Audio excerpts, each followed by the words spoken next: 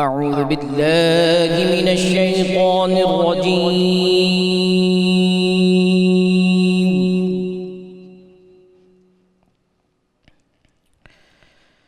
بسم الله الرحمن الرحيم.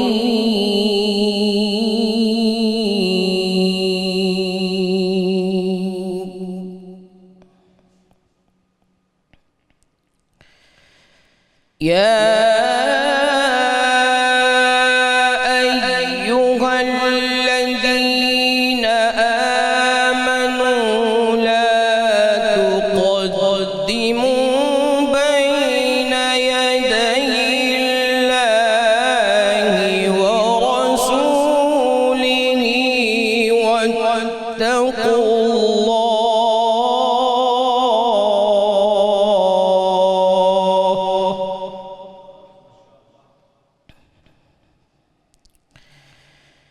إن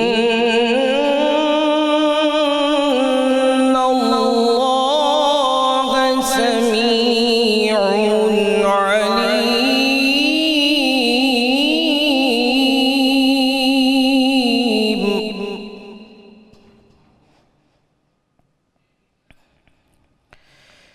يا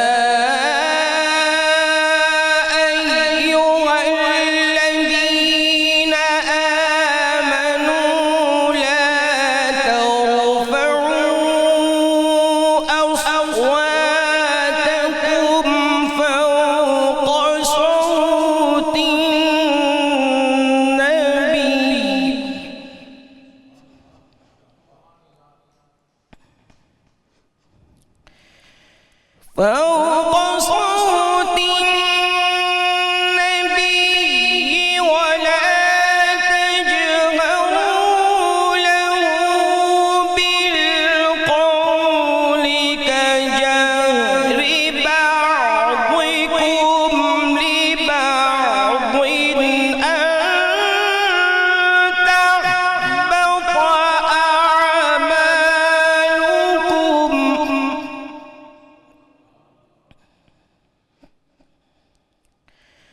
أن تحبط أعمالكم.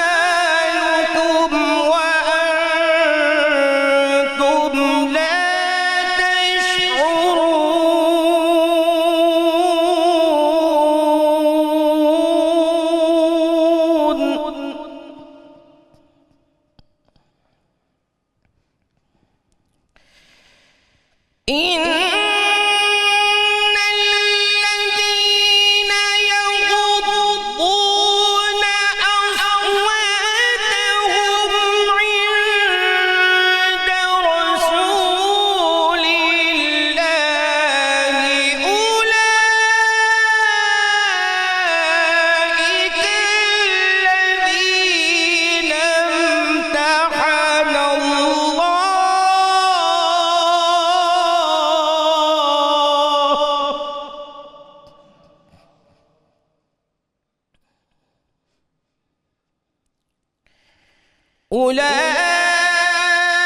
أولئك الذين امتحن الله.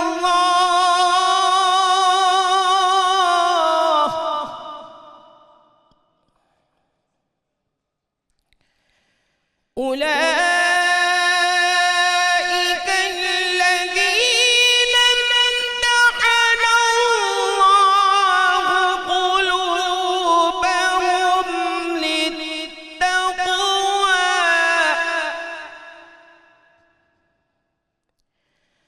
لهم مغفرة وأجر عظيم.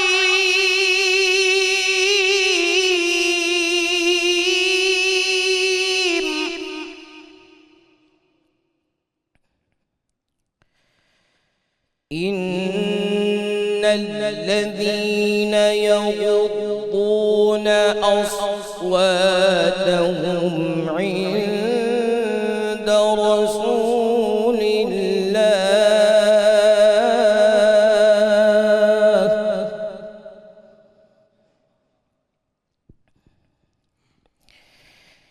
عند رسول الله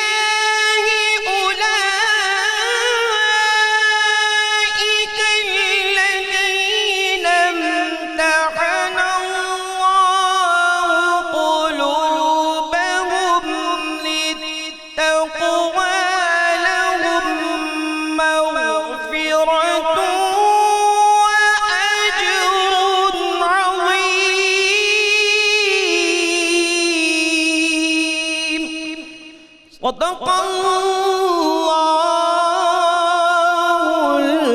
العظیم۔ ماشاء اللہ، سبحان اللہ، سبحان اللہ۔ یہ تھے ملک کے معروف قاری جناب قاری محمد کامران قادری صاحب جو تلاوت کلام پاک سے ہمارے قلوب کو منور فرما رہے تھے۔ بہت شکریہ۔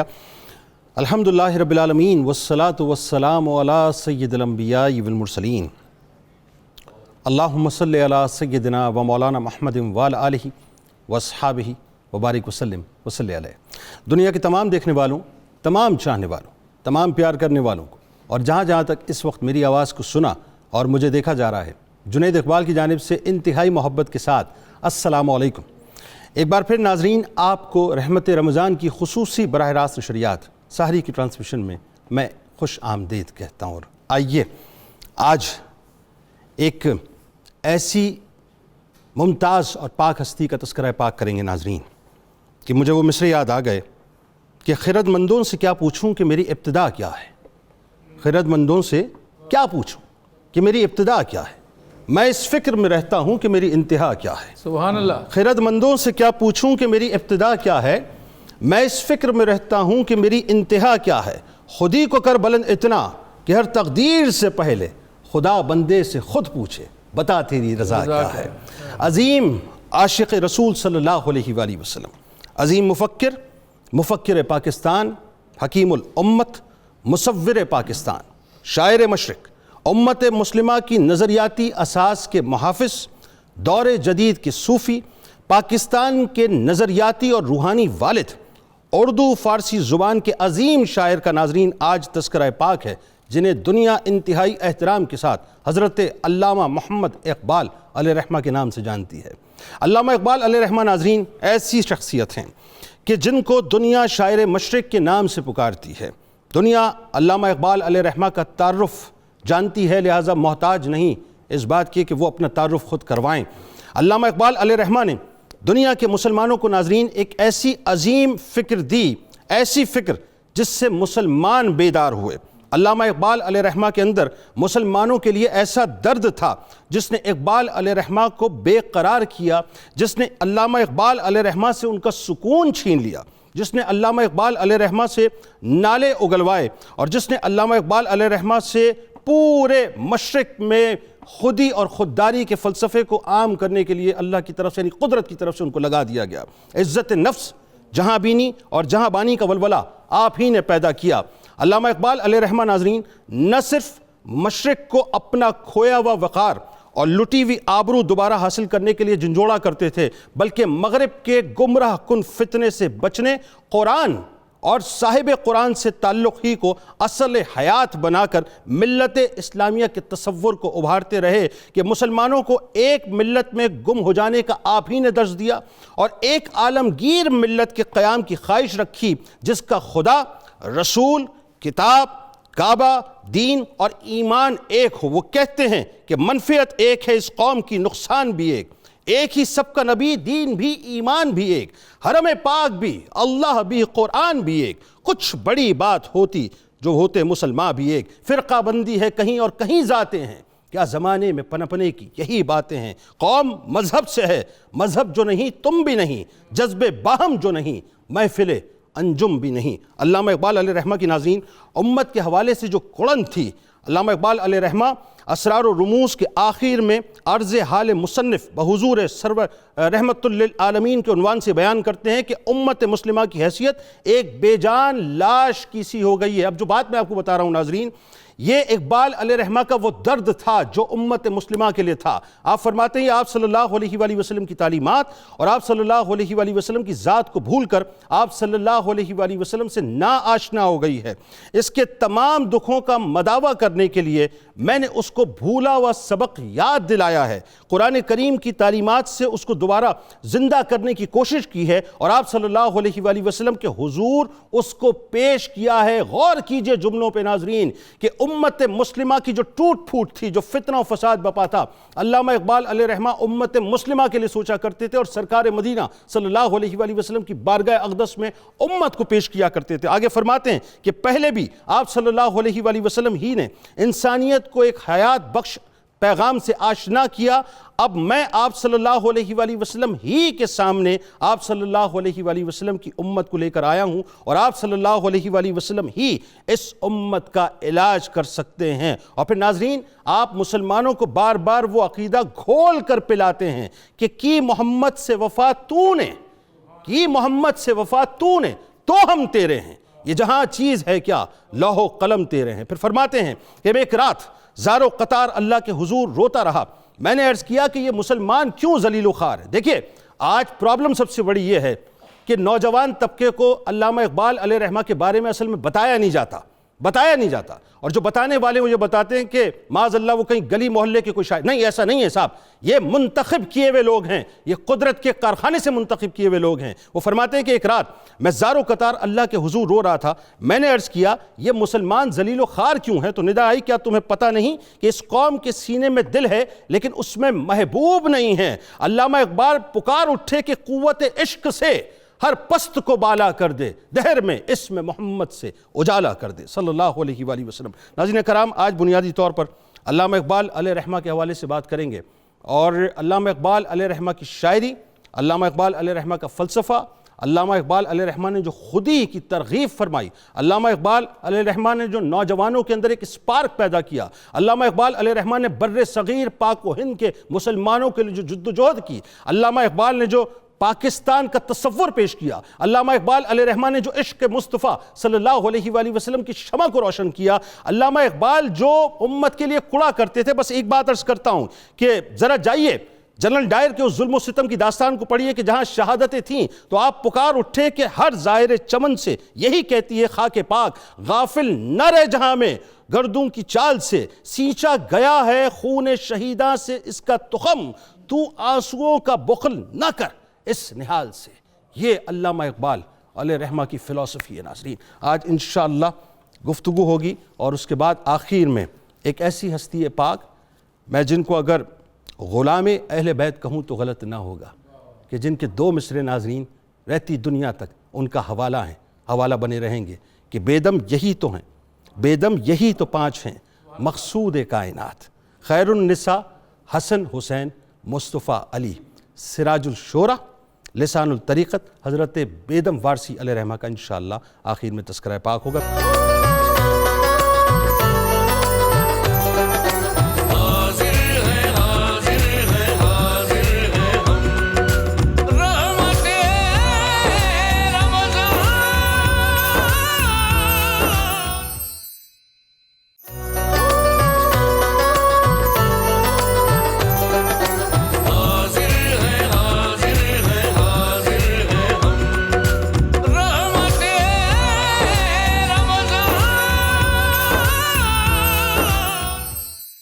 میرے ساتھ اس وقت 3 شخصیات موجود ہیں جو یقیناً کسی تعارف کی محتاج نہیں ہیں. پہلی شخصیت ممتاز عالم دین ہیں, ہمارے بزرگ ہیں, محترم جناب پروفیسر محمد سعید احمد خان صاحب. دوسری شخصیت ماہر اقبالیات ہیں, آج شمع محفل یہی ہوں گے, شمع انہی کے گرد گھومے گی, اور ان سے پوچھیں گے اقبال علیہ رحمہ کے حوالے سے محترم جناب ڈاکٹر طاہر حمید تنولی صاحب. اور آخر میں ممتاز عالم دین محترم جناب پروفیسر واصل اویس صاحب ہمارے ساتھ موجود ہیں. آپ تینوں کو میں خوش آمدید کہتا ہوں. السلام علیکم. پروفیسر صاحب, آغاز کرتے ہیں. علامہ اقبال علیہ رحمہ, نوجوانوں کو ذرا بنیادی تعارف ان کے بارے میں بتائیے. بسم اللہ الرحمن الرحیم. اللہم صلی علی محمد وعلی آل محمد وبارک وسلم.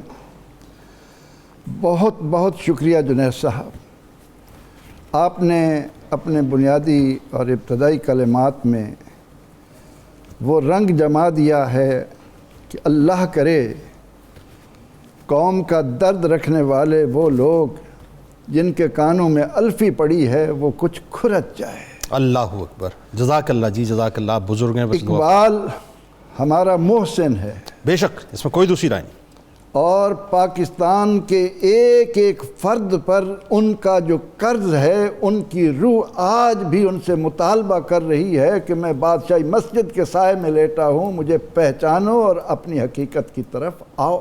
اللہ اللہ اللہ, بالکل صحیح. علامہ اقبال تعارف کے طور پر ہم یہ کہتے ہیں کہ آپ کے آبا و اجداد سے کشمیری برہمن تھے, عالمگیر علیہ رحمہ کے دور میں انہوں نے اسلام قبول کیا.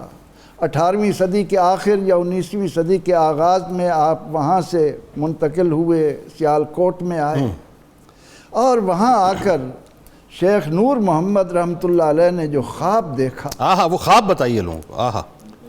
وہ خواب یہ دیکھتے ہیں کہ ایک سفید کبوتر ہے, وہ کبھی بلندیوں پر جاتا ہے, کبھی پستیوں میں آتا ہے, کبھی دائیں جاتا ہے, کبھی بائیں جاتا ہے, میں اس کو دیکھ رہا ہوں, اور آخر کار وہ کبوتر آ کر میری گود میں پناہ لیتا ہے. واہ. فرماتے ہیں کہ مجھے آنکھ کھلی تو اندازہ تھا کہ اللہ رب العزت اس کی بدولت, اس خواب کی روشنی میں مجھے عظیم نعمت یعنی بیٹے سے نوازے گا. سبحان اللہ. اللہ رب العزت نے جب انہیں بیٹے کی نعمت سے نوازا تو ابتدا میں جنید صاحب ان کا ذہن بھی یہ تھا کہ یہاں پر بدیسیوں نے جس طرح مسلمانوں پر 100 سال تک اپنی تہذیب کے پنجے گاڑنے کی کوشش کی, اور جو دانشور علماء تھے ان کی گردنیں کاٹی, انہیں توپوں کے سامنے کھڑا کیا, جی, تو اس کے بعد جب ہمارا انداز تعلیم بدلا تو ایک تو وہ لوگ تھے جو ان کی تعلیم کے پیچھے لگ کر کلرک بننا پسند کر رہے تھے, اور ایک وہ لوگ تھے جنہوں نے اپنے آپ کو مسجد تک بند کر کے یہ کہا کہ ہم محض ختم درود کے لیے, جبکہ اسلام جیسی روشنی, اسلام جیسی ترقی پسندی کہ جو ہو ہی نظام حیات, ان الدین عند اللہ الاسلام, وہ انہیں وہ تعلیم دلانا چاہتے تھے. لیکن اللہ کا کرنا ہوا کہ ابو عبداللہ محمد حسین کے بعد میر حسن وہاں آ گئے.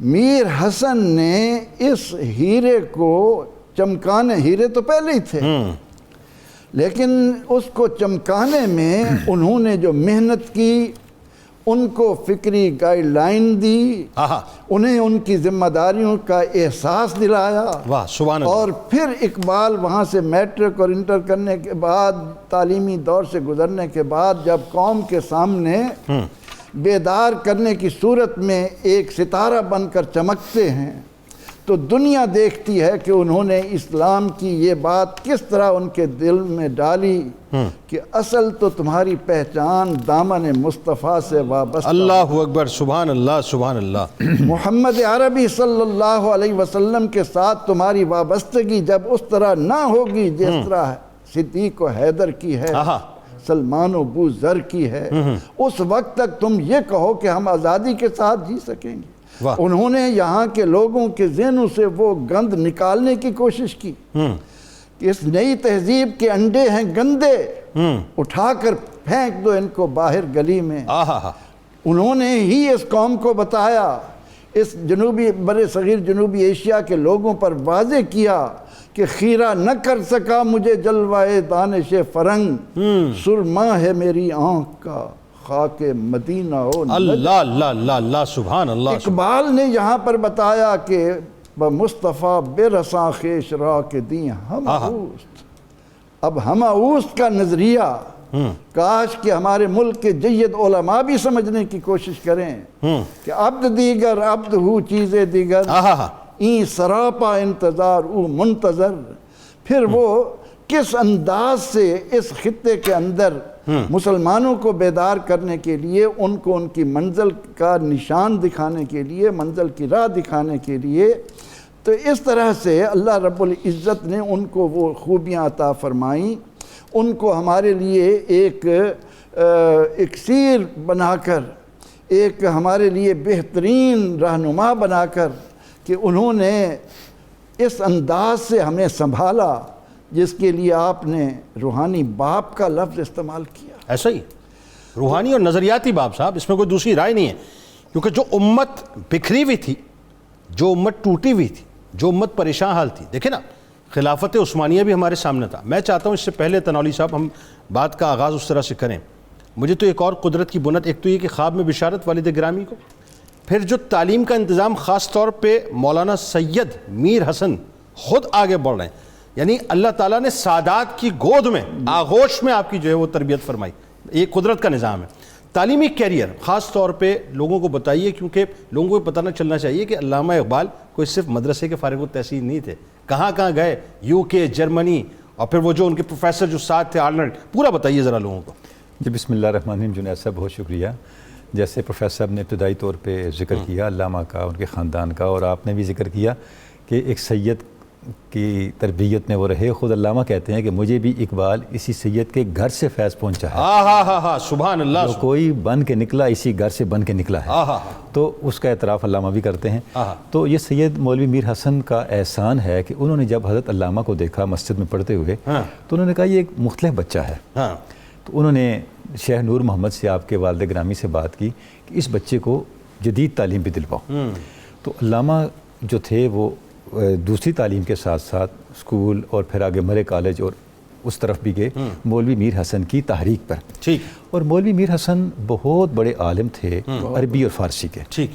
اور عربی اور فارسی کا ذوق جو تھا بنیادی طور پہ, اور تصوف کا ذوق جو تھا, یعنی یہ جو علوم اسلامیہ کا ذوق ہے, یہ علامہ کو مولوی میر حسن سے ملا. ٹھیک. اور جو دینی ذوق تھا وہ انہیں اپنے گھر سے ملا. اس لیے آپ دیکھیں علامہ نے بعد میں بھی یہ بات لکھی کہ میں نے زندگی ساری جتنا کچھ پڑھا اس سے میں نے اپنا تصور دین یا تصور زندگی نہیں بنایا. یہ وہی تھا جو میں نے اپنے والدین سے لیا. میں نے اس کے لیے صرف آرگومنٹ تلاش کیا, آرگومنٹ فراہم کیے. کتنی بڑی بات ہے. مشرق و مغرب کے علمی سرچشموں سے فیض یاب ہونے کے باوجود علامہ یہ کہہ رہے ہیں کہ میرا تصور دین وہی ہے جو میں نے اپنے والدین سے لیا تھا. ٹھیک ہے. تو اس کے بعد پھر علامہ لاہور آئے, گورنمنٹ کالج سے پڑھا. یہاں انہیں آرنلڈ سے پڑھنے کا موقع ملا, اور ڈاکٹر آرنلڈ جو تھے وہ فلسفہ کے اور علوم شرعیہ کے بہت بڑی اتھارٹی تھے, اور انہی کی تحریک پر اور پھر علامہ یورپ گئے پی ایچ ڈی کے لیے. ٹھیک ہے. وہاں سے علامہ نے پی ایچ ڈی کی ڈگری حاصل کی میونخ یونیورسٹی سے, اور ان کا جو تھیسس تھا وہ تصوف سے متعلق تھا. ٹھیک ہے.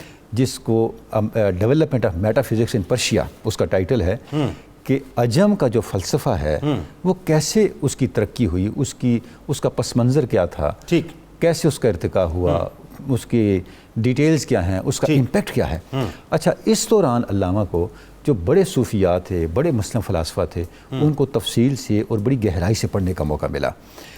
یورپ کو بہت قریب سے دیکھنے کا موقع ملا, اور یورپ کی جو تہذیب ہے اس کی سطحیت کو سمجھنے کا موقع ملا. اور اسی کا پھر اظہار کیا, اس کا اظہار بھی کیا. ٹھیک ہے. اچھا, بلکہ پردہ چاک کیا. اور اب دیکھیں یہ ہماری خوش نصیبی ہے جنید صاحب کہ ہمارے مفکر وہ شخصیت ہیں جنہوں نے علم کو براہ راست ان سرچشموں سے حاصل کیا جن کا نام سن کے لوگ سند پاتے ہیں.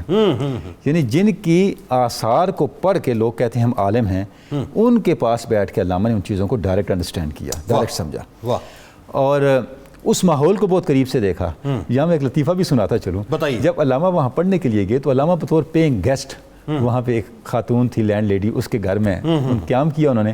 تو اسی دوران اس خاتون, جب علامہ نے دیکھا کہ ان کے گھر میں ایک کمرہ ہے جہاں کوئی بھی نہیں جاتا, اچھا, تو علامہ نے ان سے پوچھا یہاں کیوں نہیں کوئی جاتا. انہوں نے کہا یہاں کوئی جن ہے, کوئی بلا ہے.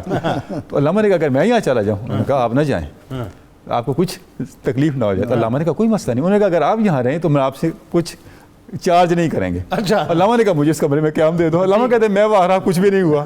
میں نے یہ معلوم کیا کہ ہمارے ہاں ہی نہیں ویسٹ میں بھی توہمات کی انتہا ہے. بہرحال وہاں سے جب علامہ پڑھ کے آئے, اب یہ ایک مختلف اقبال تھے. وہ کہتے ہیں نا کہ جیسے علامہ نے خود لکھا, مسلمان کو مسلمان کر دیا طوفان مغرب نے. تو جو مغرب کا ایک ماحول تھا وہاں پر ان کے نظریات کہاں سے آ رہے تھے, ان کی سطحیت کیا تھی, اس میں مادیت کیا تھی, اور وہ کس طرح انسانیت کے اینٹی ہیں, انسانیت کے مستقبل کے لیے, انسانیت کی وقار کے لیے وہ سارے وہ نظریات جو ہیں وہ تباہی ہیں. دیکھیں علامہ نے آگے لکھا کہ believe me the West is a hindrance for development of humanity, کہ میری اس بات پہ یقین کریں کہ انسانیت کے ارتقاء میں اگر کوئی چیز حائل ہے تو وہ مغرب ہے.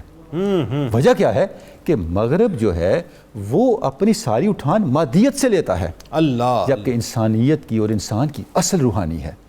اچھا, اب جب علامہ واپس آئے, اب یہاں پہ پھر علامہ نے اپنی شاعری کے ذریعے سے, اپنی فکر کے ذریعے سے جو چیلنجز ہے جس پہ آگے چل کے ہم بات بھی کریں گے, اسلامی تہذیب کو, ان چیلنجز کو جب علامہ نے اس کو کاؤنٹر کیا, اس کا جواب دیا, وہ اتنا مؤثر جنید صاحب استدلال تھا کہ اس کے پیچھے علامہ کی آبزرویشنز تھیں، ان کی خداداد استعداد تھی، ان کا علم تھا، ان کا فلسفہ تھا، اور اس سے بڑھ کر یہ کہ اللہ رب العزت نے علامہ کو شاعری کا وصف بھی عطا کیا تھا، تو اس کے اندر ایک تاثیر بھی تھی۔ ٹھیک،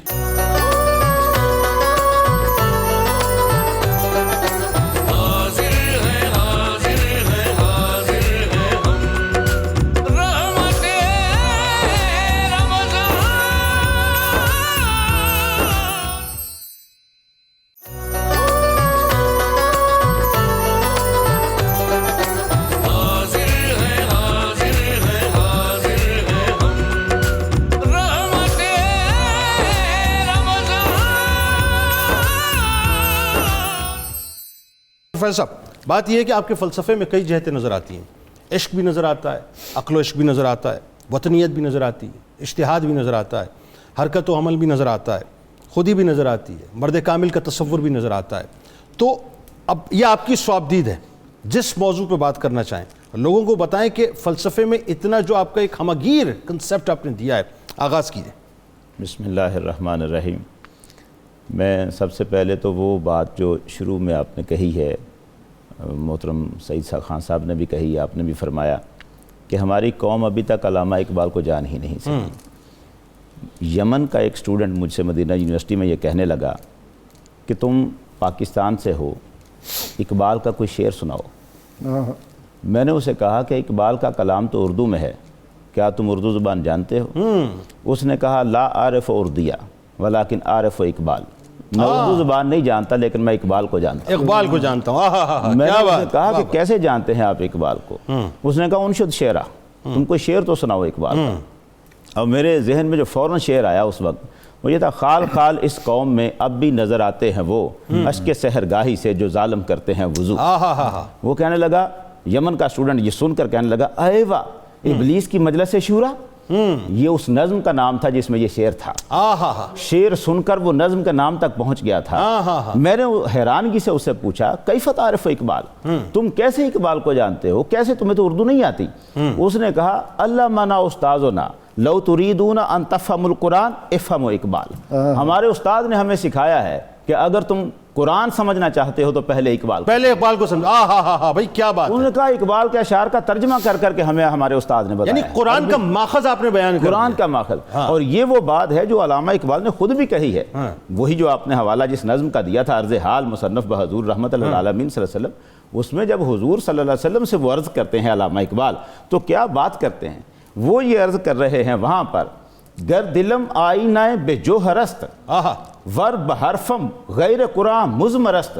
یا رسول اللہ صلی اللہ علیہ وسلم، اگر میں نے اپنے کلام میں قرآن کے علاوہ کچھ کہا ہے، روز محشر خوار و رسوا کن مرا، بے نصیبہ پوسائے پا کن مرا، یا رسول اللہ تو پھر میری یہ سزا ہونی چاہیے کہ محشر کا میدان ہو اور وہاں مجھے ذلیل و خوار کر دیا جائے اور مجھے آپ اپنے قدموں کا بوسہ لینے سے محروم کر دیجیے۔ یعنی کیا عشق انتہا ہے اور کیا اتباع سنت۔ اللہ اللہ اللہ، اتنا بڑا دعویٰ کیا ہی نہیں جا سکتا جو اقبال کر رہے ہیں کہ میں نے تو اپنے کلام میں قرآن کے علاوہ کچھ کہا ہی نہیں۔ یا رسول اللہ، اس کلام میں سارا میں قرآن ہی کی تعلیم دے رہا ہوں۔ یہ جتنے فلسفے علامہ اقبال کے آپ نے بیان کیے ہیں اور ہم پڑھتے ہیں کہ علامہ اقبال کا کلام ان فلسفوں کے گرد گھومتا ہے، ان فلسفوں میں سے جس کو بھی ہم اٹھا لیں اس کی وہ عمیق اس کا گہرائیاں ہیں کہ جس کی تہ تک پہنچے نہیں جا سکتا۔ لیکن بنیادی طور پر علامہ اقبال رحمۃ اللہ علیہ کے فلسفوں کی جو جان ہے وہ فلسفہ عشق رسول ہے۔ تمام تر فلسفے بھی اسی عشق رسول کے گرد گھومتے ہیں۔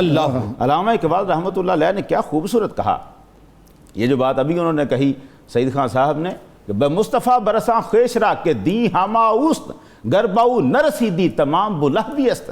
وہ کہتے ہیں کہ دین تو حضور کی ذات اقدس ہے، اگر تو حضور تک نہ پہنچا تو پھر سمجھ جو کچھ تو کر رہا ہے یہ سارا بلہبی کردار ہے۔ اب یہ حضور صلی اللہ علیہ وسلم کی ذات اقدسی ہر کے عشق مصطفیٰ سامان اوست بحر و بر در گوشائے دمان اوست۔ وہ کہتے ہیں کہ جس کا سامان حضور کا عشق ہے، پھر وہ سمندروں اور خشکیوں کو چاہے اپنے دامن کے کونے میں باندھ باندھ سکتا ہے۔ یہی وہ بات پھر وہاں دوسرے مقام پہ کرتے ہیں کہ عجب کیا گر مہو پروی میرے نخچیر ہو جائیں، گر بر فترا کے صاحب دولت بستم سرے خودرا۔ اس شعر کو ذرا سمجھنے کے لیے تھوڑا سا دیکھیے گا کہ ایک شکاری جب شکار کرنے لگتا ہے صحراؤں میں، اپنے گھوڑے پہ سوار ہے، اس نے جس کو شکار کیا ہے، ہرن وغیرہ کو شکار کرتا ہے، تو اس کے پاس ایک گھوڑے پر ایک جال سا ہوتا ہے، رسا سا، جس کے ساتھ وہ اس شکار کیے ہوئے جانور کا سر باندھ لیتا ہے، اور اب یہ باندھا ہوا جانور اس کے گھوڑے کے ساتھ لٹکتا ہوا چلا جا رہا ہوتا ہے، وہ گھوڑے پر شکار سوار ہوتا ہے۔ یہاں علامہ اقبال کہتے ہیں کہ اگر نبی اکرم صلی اللہ علیہ وسلم آپ شکار فرما رہے ہوں اور میرا شکار ہو جائے، میں شکار ہو جاؤں، آپ کے رسے کا، آپ کے فتراک کا ایک کنارہ وہ میری گردن میں بندھا ہو اور میں لٹکتا ہوا جا رہا ہوں، اور تم دیکھو کہ سورج اور چاند جھک جھک کر مجھے سلامیں کر رہے ہیں، تو حیران نہ ہونا، تو اس پر حیران نہ ہونا کہ جس کا سر بند جاتا ہے حضور سید عالم کے فتراک سے، پھر مہو پرویں سورج اور چاند اس کو سلامیں کیا کرتے ہیں۔ سبحان اللہ۔ تو علامہ اقبال کا سارا محور اور مرکز یہی عشق ہے، وہی قوت عشق سے ہر پست کو بالا کر دے، دہر میں اسم محمد سے اجالا کر دے، ہو نہ یہ پھول تو بلبل کا ترنم بھی نہ ہو، چمنے دہر میں کلیوں کا تبسم بھی نہ ہو، یہ نہ ساقی ہو تو پھر میں بھی نہ ہو، خم بھی نہ ہو، بزم توحید بھی دنیا میں نہ ہو، تم بھی نہ ہو، خیمہ افلاق کا استادہ اسی نام سے، نبض ہستی تپش مادہ اسی نام سے۔ بھائی اب اجازت مجھے بھی دے دیں جناب، شراب کہن پھر پلا ساقیا، شراب کہن پھر پلا ساقیا، وہی جام گردش میں لا ساقیا، مجھے عشق کے پر لگا کر اڑا، میری خاک جگنو بنا کر اڑا، خرد کو غلامی سے آزاد کر، جوانوں کو پیروں کا استاد کر، ہری شاخ ملت تیرے دم سے ہے، نفس اس بدن میں تیرے دم سے ہے، تڑپنے پھڑکنے کی توفیق دے، دل مرتضیٰ سوز صدیق دے، جگر سے وہی تیر پھر پار کر، تمنا کو سینوں میں بیدار کر، جوانوں کو سوز جگر بخش دے، میرا عشق، میرا عشق میری نظر، میری نظر۔ سبحان اللہ۔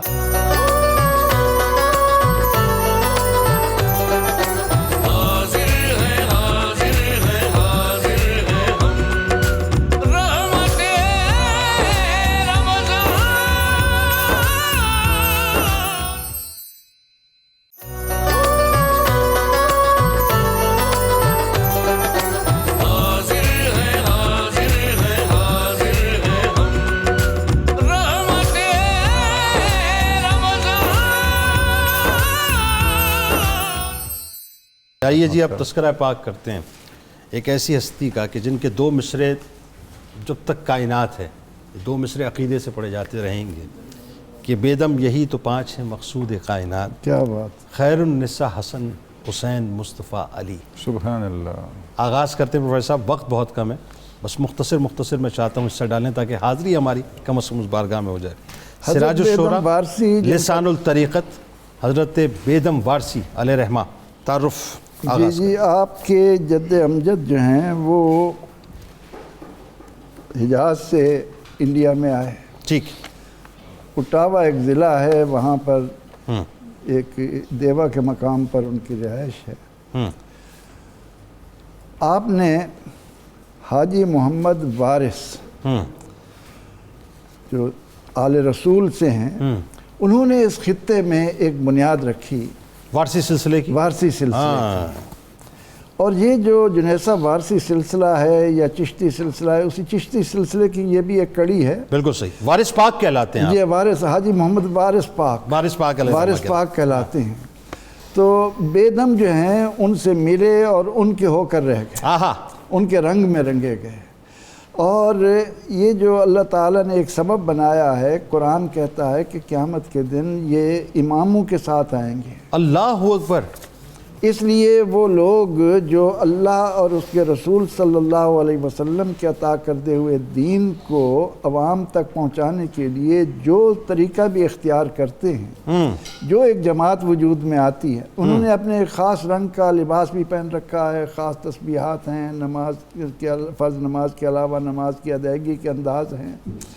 تو حضرت بیدم وارسی رحمۃ اللہ علیہ بڑی صلاحیتوں کے تھے، 17 سال کی عمر تک آپ ان میں عبور پا گئے۔ پھر آپ چاہتے تھے کہ آپ جنگلوں میں نکل جائیں، مجاہدہ کریں اسلاف کی طرح، لیکن ان کی ماں کا اصرار تھا کہ ہمارا اکلوتا بیٹا ہے، اگر یہ اس طرف چلا گیا تو ہماری نسل نہیں چلے گی۔ ان کے مجبور کرنے پر آپ نے شادی بھی کی، اس سے اللہ نے 2 بیٹے اور 1 بیٹیاں بھی عطا کیں، اور آپ سے یہ سلسلہ اب تک چلا آتا ہے، اور 19ویں صدی یہ 20ویں صدی میں آپ لاہور بھی آئے۔ ٹھیک ہے۔ یہاں حیرت کی بات یہ ہے کہ علامہ اقبال کے ساتھ ملاقات بھی ہوئی۔ ہاں اچھا، پیدائش میں بھی بڑی مماثلت ہے، 1 آدھ سال کا فرق ہے۔ 1876 آپ کی اور 1877 غالباً علامہ اقبال علیہ رحمہ کی، 1 آدھ سال کا فرق ہے۔ 21 اور دیکھیں آپ دن بھی اپریل دیکھیں، آپ علامہ سیم ہے، پردہ فرمانے کا دن سیم ہے 21 اپریل اقبال کا اور 8 رمضان مبارک۔ جی آج سیم ہو گیا نا، دیکھنا اس اعتبار تو سے۔ انہوں نے اپنی تمام تر کاوشیں نبی اکرم رحمت عالم صلی اللہ علیہ وسلم کے دین کو لوگوں کے ذہنوں میں راسخ کرنے کے لیے گزاری، اور آپ کا اتنا زیادہ کلام ہے کہ آپ کو صاحب الدواوین کہا جاتا ہے۔ ایک دیوان نہیں، کئی دیوان آپ نے مرتب کیے، اللہ، اور اس میں حضور علیہ الصلاۃ والتسلیم کے ساتھ محبت کی 2 نعتیں ہم نے میاں شیر کی ذات کی زبانی سنی۔ تو اقبال نے کہا تھا کہ روز محشر تو غنی از ہر 2 عالم من فقیر، روز محشر عذر ہائے من پذیر۔ وہ فرماتے ہیں کہ عجب تماشا ہو میدان محشر میں بے دم، کہ سب ہوں پیش خدا اور میں روبروئے، میرے دل کا دل، جان کی جان بے دم، ملال محمد خیال محمد۔ عشق مصطفیٰ صلی اللہ علیہ وآلہ وسلم کا رنگ جو آپ کی شاعری میں تھا، جی بتائیے۔ بالکل جی، بیدم وارسی کا بہت بڑا نام ہے صوفیاء کی شاعری میں، حضور اکرم صلی اللہ علیہ وسلم کی نسبت کو، آپ کی محبت کو بیان کرنے میں، اور یہ سارا فیضان سید وارث شاہ صاحب کا، جیسے پروفیسر صاحب نے شاعر فرمایا۔ یہ جو سلسلہ وارثیہ ہے جنید صاحب، یہ بڑا ایک یونیک سا سلسلہ ہے۔ بتائیے۔ یعنی اس کا کمال کیا ہے؟ ریاضت نام ہے تیری گلی میں آنے جانے کا۔ آئے ہائے کیا جملہ ہے، دوبارہ ادا کیجئے، بڑا لطف آیا۔ ریاضت دوبارہ ادا نام ہے تیری گلی میں آنے جانے آئے کا، ہائے ہائے ہائے، کسی کے خیال میں رہنا عبادت اس کو کہتے ہیں۔ آئے ہائے ہائے ہائے، یہ سلسلہ وارثیہ ہے۔ یہ تو میں لکھواؤں گا آپ سے بعد میں۔ یہ سلسلہ وارثیہ ہے۔ محویت از خود رفتگی، واہ، اللہ اور اس کے رسول کے تصور میں فنا ہو جانا۔ واہ، اس کی مثال میں آپ کو یہ دوں گا کہ اس کی تاثیر کیا ہے۔ بتائیے۔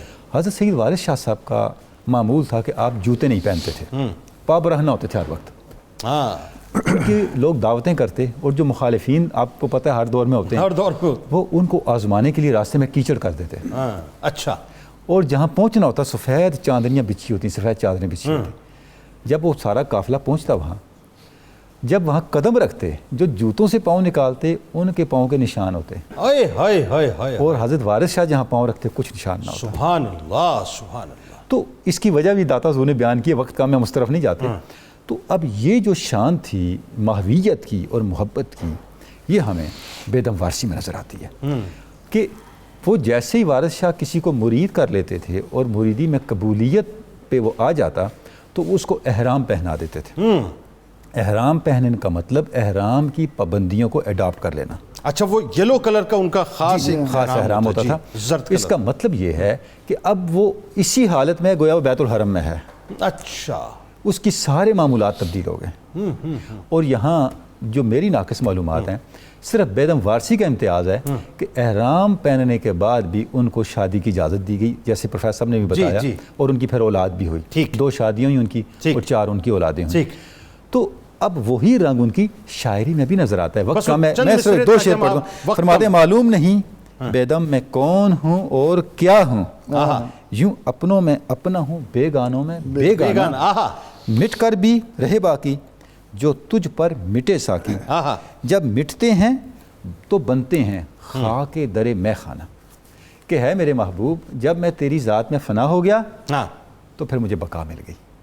اور اس فنائیت کا نمونہ ہمیں حضرت وارث شاہ صاحب میں اور ان کے تربیت یافتہ لوگوں میں نظر آتا ہے۔ اچھا جی، آخر میں پروفیسر صاحب کہ شگفتہ گلشن زہرا کا ہر گل تر ہے، کسی میں رنگ علی کسی میں بوئے رسول، یہ جو اہل بیت پاک کا ایک عشق کا تصور ہے آپ کی شاعری میں، ذرا مختصراً بتائیے۔ میرے پاس وقت ذرا بڑا کم ہی ہو گیا ہے، میں تھوڑا سا ذہن میں چونکہ بنا بیٹھا تھا ایک بات اور کو، جب سعید خان صاحب نے ایک حوالہ دیا، وہ حوالہ انہوں نے دیا کہ علامہ اقبال نے تو غنی از ہر دو عالم من فقیر، روز محشر ادھر ہائے من پذیر، اور اس کے آخر میں کہا کہ گر تو بینی حسابم ناگزیر از نگاہ مصطفیٰ پنہاں بگیر. وہ کہتے ہیں کہ مجھے حضور کی نگاہ سے چھپا، اور بیدم وارسی یہ کہتے ہیں کہ میں تو پیش ہی آپ کے سامنے.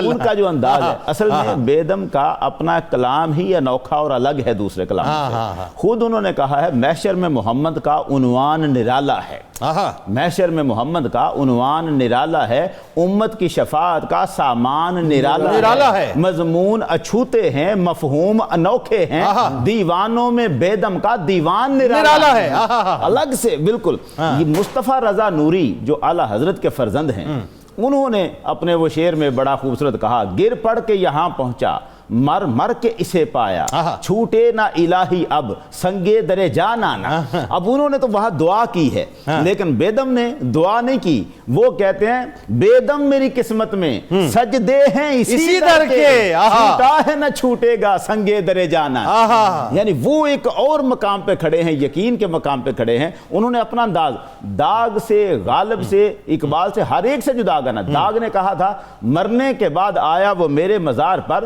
پتھر پڑے صنم تیرے ایسے پیار پر.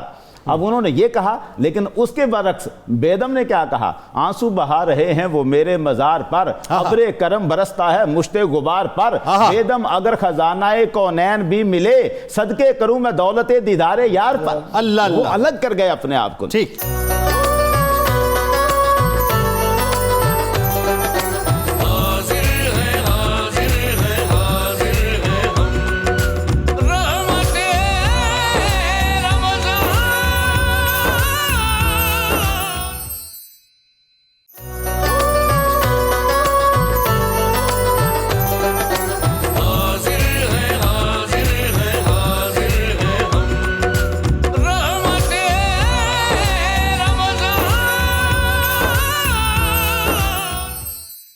آج ماشاءاللہ تذکرہ پاک رہا حضرت علامہ اقبال علیہ رحمہ کا اور حضرت بیدم شاہ وارسی علیہ رحمہ کا. بس آخر میں وقت چونکہ کم ہے تو میں چاہتا ہوں پروفیسر صاحب کوئی پیغام. دونوں شخصیات میں ایک چیز تو بڑی کامن، اور وہ عشق مصطفیٰ صلی اللہ علیہ وآلہ وسلم اور عشق اہل بیت.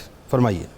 جہاں تک تعلق ہے بیدم وارسی کا، یہ جس مرشد کے ساتھ ان کا تعلق ہوا تو واقعتاً اس کو دیکھ کر ذہن اس بات کی طرف جاتا ہے کہ اللہ کیے جانے سے اللہ نہ ملے. یہ اللہ والے ہیں جو اللہ سے ملا دیتے ہیں. سبحان اللہ. جب یہ وارث حاجی محمد وارث کے مرید ہوئے تو انہوں نے انہیں گلے لگایا، اور گلے لگانے کے بعد ان کی پشت پر جہاں ہاتھ رکھا وہاں ایک نشان بن گیا مہر کے طور پر، اور وہ تا حیات باقی رہا. یعنی مہر وارسی جسے آپ کہیں. مہر وارسی.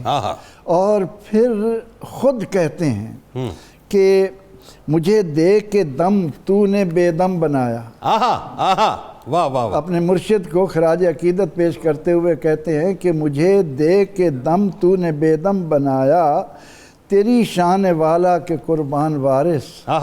مختصر یہ ہے کہ ان کو خراج عقیدت پیش کرتے ہوئے صبغت اللہ سہروردی کہتے ہیں کہ آپ جانچیں مجمع عشاق میں، ان میں بے دم سا کوئی جاں باز ہے. تو جہاں تک علامہ اقبال علیہ رحمہ کا ہے تو ہماری طرف سے ان کی بارگاہ میں یہی عقیدت ہے. اے اقبال، تو نے اس علاقے کے لوگوں کے دلوں میں عشق مصطفیٰ رچایا، قیامت کے دن اللہ تمہیں اپنے محبوب علیہ السلام کے سائے میں رکھے.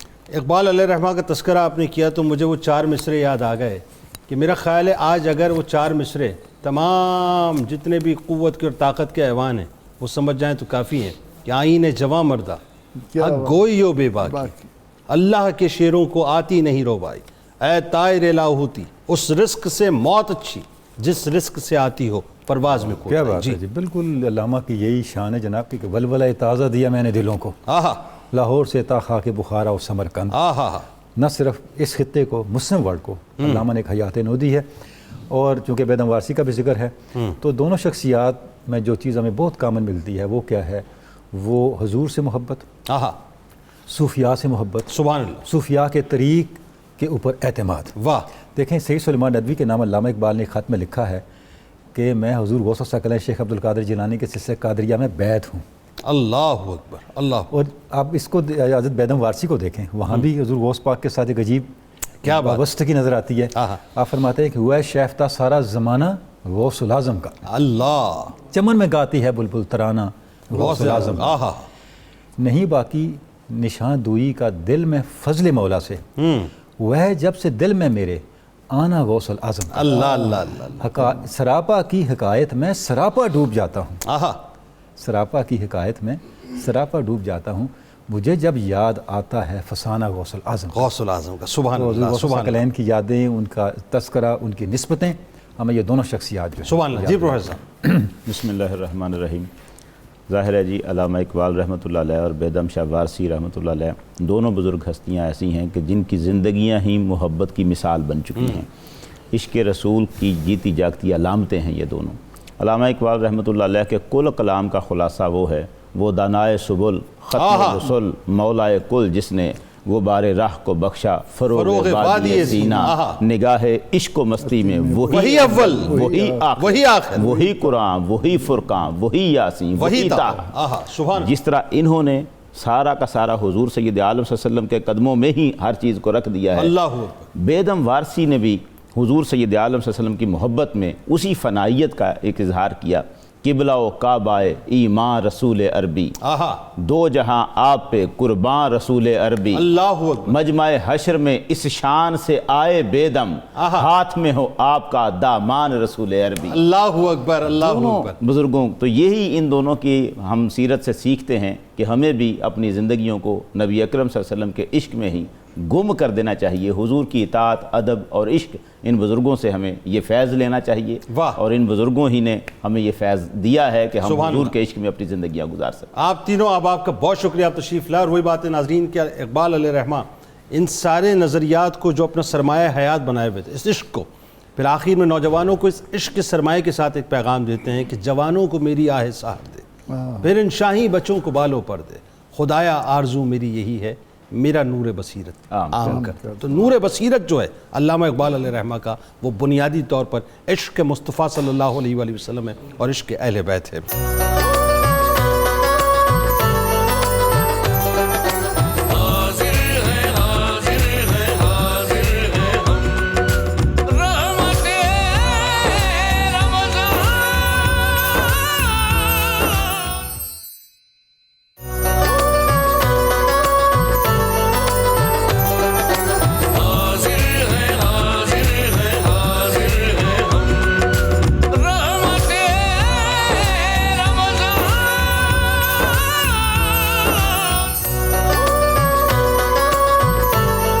ایک بار پھر ناظرین میں آپ کو خوش آمدید کہتا ہوں, اور قصص القرآن کا آغاز کرتے ہیں. آج تذکرہ ہے جنتی لاٹھی کا. یہ حضرت موسیٰ علیہ السلام کی وہ مقدس لاٹھی ہے جس کو عصائے موسیٰ کہتے ہیں. اس کے ذریعے حضرت موسیٰ علیہ السلام کے بہت سے ان معجزات کا ظہور ہوا جن کو قرآن مجید نے مختلف مقامات پر بیان فرمایا ہے. اس مقدس لاٹھی کی تاریخ ناظرین بہت قدیم ہے, جو اپنے دامن میں سینکڑوں ان تاریخی واقعات کو سمیٹے ہوئے ہے جن میں عبرتوں اور نصیحتوں کے ہزاروں نشانات ستاروں کی طرح جگمگا رہے ہیں. یہ لاٹھی حضرت موسیٰ علیہ السلام کے قد کے برابر تقریباً 10 ہاتھ لمبی تھی. ناظرین 10 ہاتھ لمبی تھی, یعنی اس سے اندازہ ہوتا ہے کہ موسیٰ علیہ السلام کا جو قد مبارک ہے وہ کتنا تھا. اور اس کے اوپر 2 شاخیں تھیں جو رات میں مشعل کی طرح روشن ہو جایا کرتی تھیں.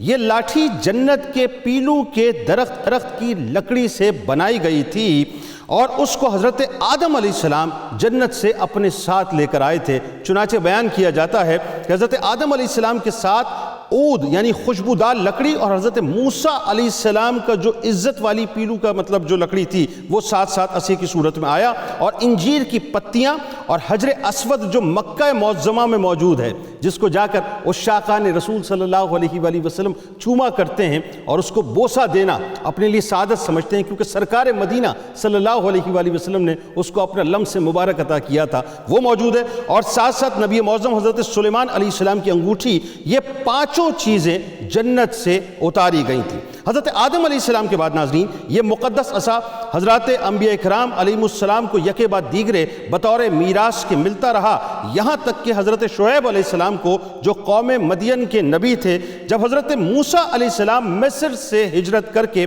مدین تشریف لائے اور حضرت شعیب علیہ السلام نے اپنی صاحبزادی حضرت بی بی صفورہ رضی اللہ تعالی عنہا سے حضرت موسیٰ علیہ السلام کا نکاح فرما دیا، اور اس طرح آپ 10 برس تک شعیب علیہ السلام کی خدمت میں رہ کر آپ علیہ السلام کی بکریاں چراتے رہے۔